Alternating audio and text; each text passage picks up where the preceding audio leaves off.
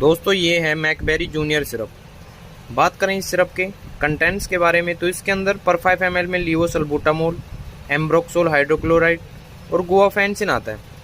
दोस्तों ये सिरप बच्चों में खांसी होने पर, खरांश होने पर इस्तेमाल की जाती है। बात करें इस सिरप के प्राइस के बारे में तो इसके MRP है 97 रुपये।